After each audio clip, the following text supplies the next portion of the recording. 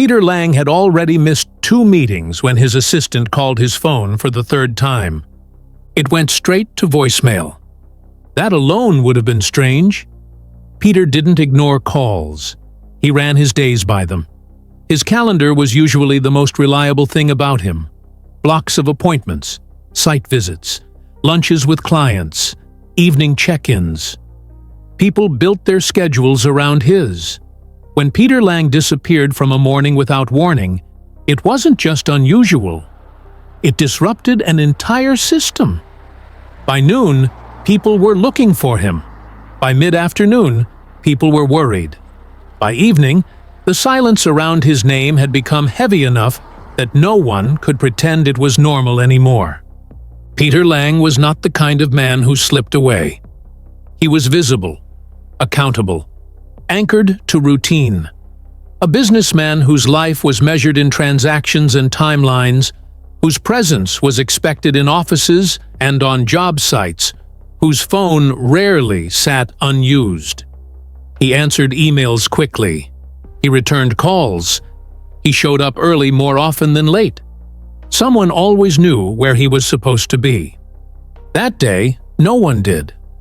Peter had left his home as usual, dressed as usual, with plans he had discussed the night before. The kind of ordinary beginning that doesn't register as a beginning at all. He didn't tell anyone he was changing his route. He didn't cancel anything.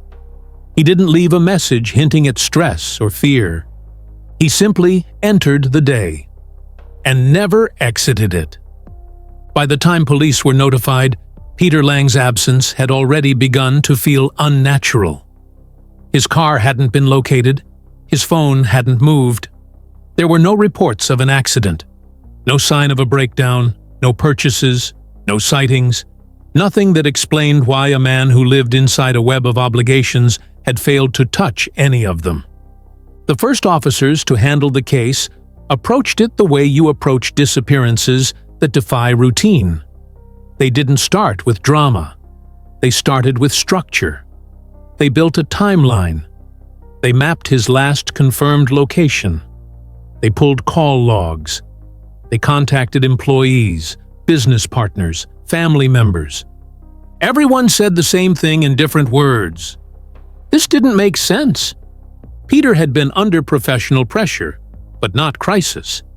He had commitments scheduled days ahead, projects mid-motion, conversations unfinished. There was nothing in his recent behavior that suggested he was preparing to vanish. No withdrawals, no packing, no unusual goodbyes, no fractures in his personal life large enough to swallow him whole. And then there was his vehicle. It hadn't been found. In cases like Peter's, the car usually speaks first. A parking ticket, a surveillance camera, a toll booth, a neighbor who notices it where it doesn't belong, a shape on a roadside, something. Peter's left nothing. The roads around his home and office were checked. The routes he normally drove were traced. Officers drove them slowly. Then again, they checked shoulders, embankments, service roads, construction zones. They looked for a place where a vehicle could be hidden by terrain. They found none. What unsettled investigators was not the absence of evidence. It was the absence of interruption. No emergency calls, no traffic backups, no witnesses describing a crash. No reports of a stranded driver. Peter Lang's disappearance had not disturbed the morning it happened in. It had passed through it. Behind the neighborhoods and industrial corridors that defined his daily movements ran a river. Not dramatic, not tourist-marked, a working river. The kind edged by trees and mud, and long quiet stretches where water met land without ceremony. People crossed it without thinking, drove beside it without noticing it, let it sit in the periphery of their vision. It would take time before anyone considered that river more than background. At first, it was just geography, and Peter Lang was still expected to be found somewhere on dry ground. The investigation widened the way business networks do: outward, structured, methodical. Detectives focused first on Peter Lang's professional world because that was where most of his time lived. They reconstructed his calendar hour by hour. They interviewed employees, partners, contractors, clients. They examined projects he was overseeing, deals he was negotiating, disputes he might have been managing quietly.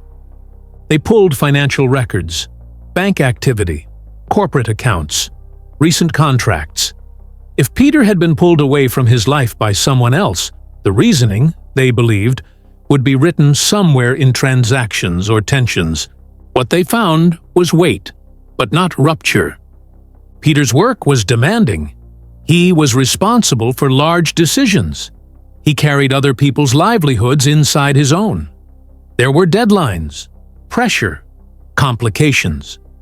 But there were no threats, no hostile breakpoints, no sudden losses, no erratic transfers, no messages that hinted at fear.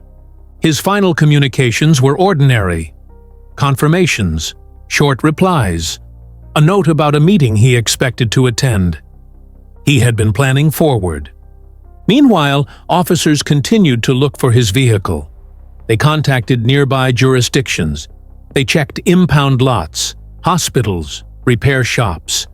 They monitored reports of abandoned cars. They followed every tip that mentioned a vehicle similar to Peter's. None of them were his. Search efforts were organized along probability. Patrols checked the roads most likely to hold evidence. Aerial sweeps were conducted over open land and industrial zones. Areas with past dumping or accident history were examined. The places where missing vehicles are usually recovered were worked first. Each cleared area quietly reduced the map. As days passed, Peter's disappearance began to unsettle people beyond his family. Not because of spectacle, but because of what it represented. A man tied to schedules, employees, obligations, erased without friction. It challenged assumptions about how visibility protects people. His family provided everything they could: devices, clothing descriptions, personal history. They described a man who was deliberate, a man who disliked disorder, someone who didn't leave things unfinished, even in small ways. They could not explain where he had gone. Detectives returned to the timeline repeatedly, searching for a place it might have cracked. They pinpointed the last confirmed moment Peter was known to be on the road. From there, they calculated the radius of possibility. Minutes became miles.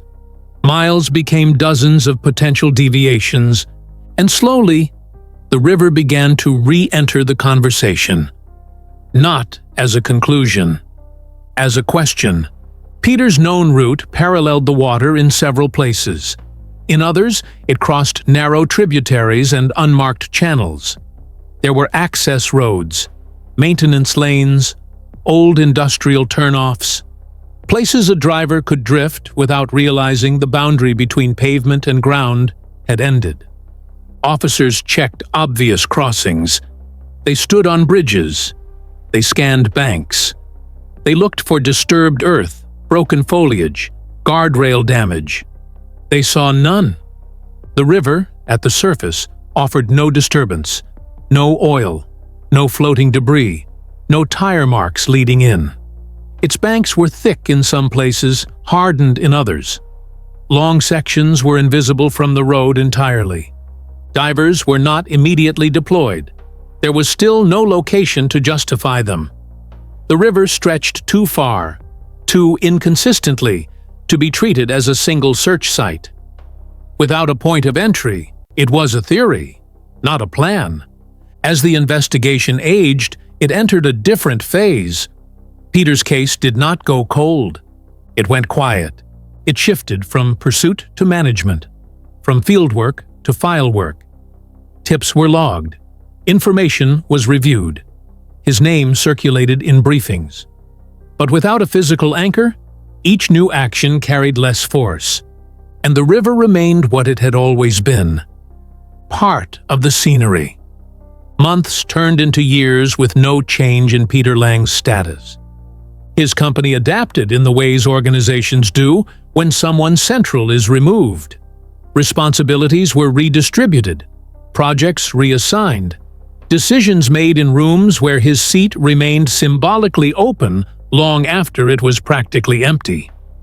His family lived differently.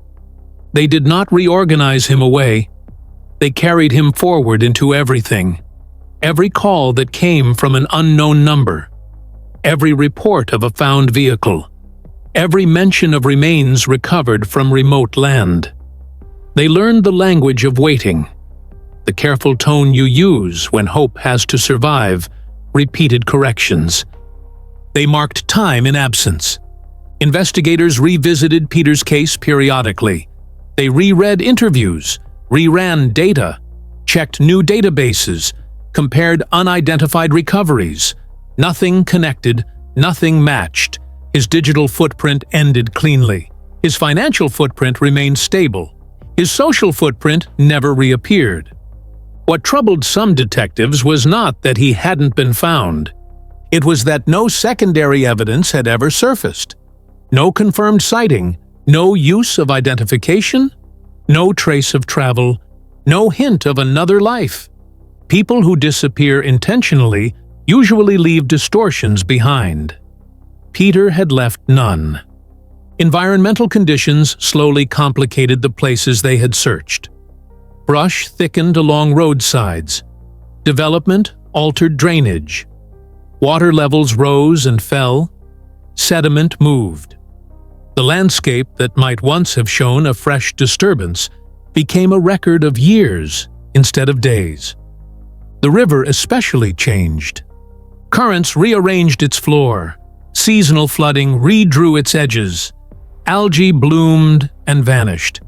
Debris collected, shifted, settled. The water grew denser with history.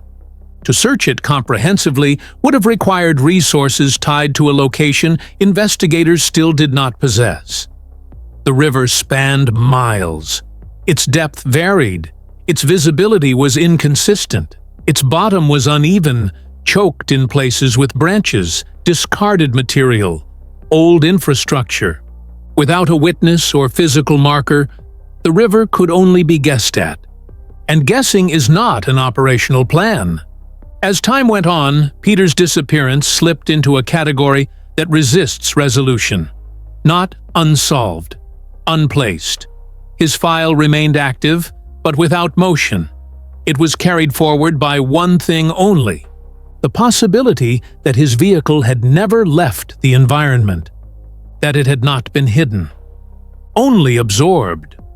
What no one knew was that, while his case aged inside filing systems, the answer had never moved. It had remained inside the geography that had been dismissed for its size, not far from where he had last driven, not far from where people passed every day, held below a surface that revealed nothing of what it kept.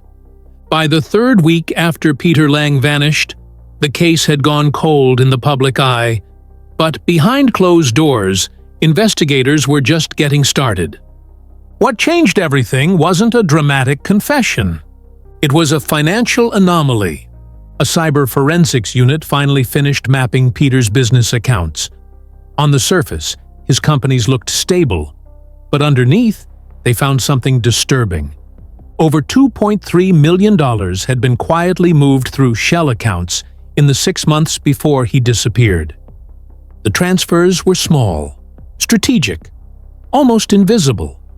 But all of them led to one place: a private investment group that did not officially exist. When investigators subpoenaed Peter's devices, they uncovered deleted emails recovered from deep system memory. The messages weren't casual business talk. They were tense, urgent, coded. One line stood out: "If I pull out now, this doesn't end with lawyers." That single sentence shifted the entire case. This was no longer a simple missing person investigation. It was now a financial crime case. Detectives reconstructed Peter's final month. They learned that Peter had recently tried to withdraw from a private venture involving offshore logistics, river transport contracts, and mineral routing permits. On paper, it looked legal. In reality, it wasn't. The investment group had ties to corporate fixers, transport brokers, and at least 2 executives already under quiet federal review. Peter, once a partner, had become a liability. Witnesses later told investigators that Peter had grown paranoid.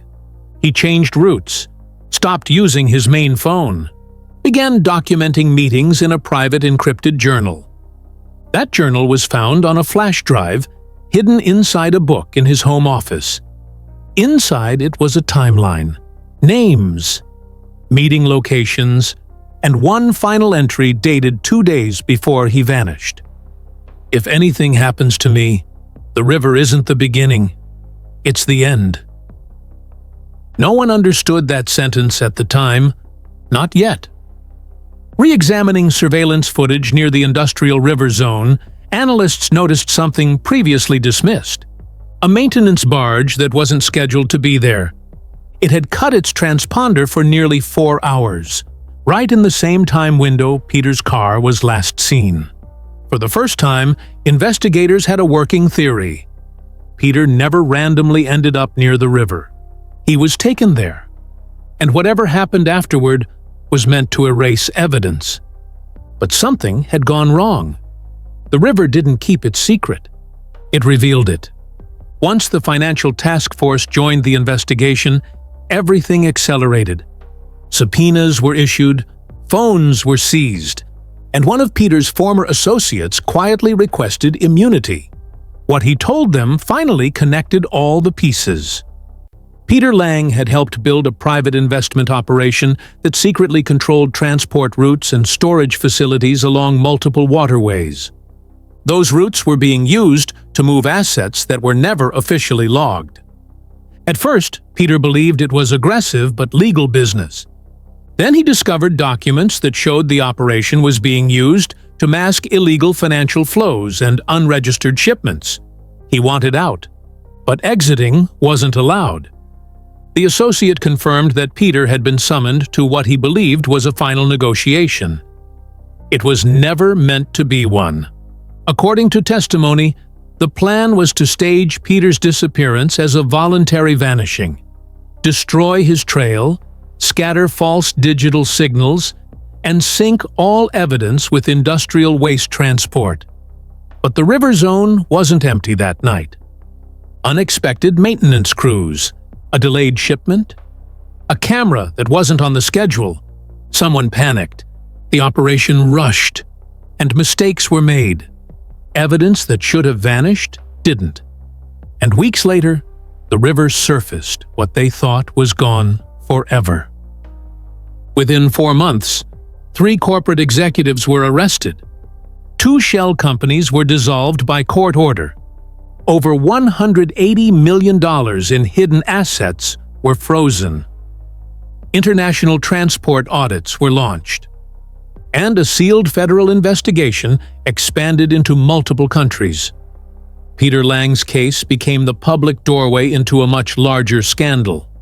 A disappearance that exposed a system, a businessman who tried to walk away, and a river that refused to stay silent. Peter Lang did not simply vanish. He uncovered something he was never meant to see. And when he tried to leave, the business didn't let him. But the river told the truth anyway.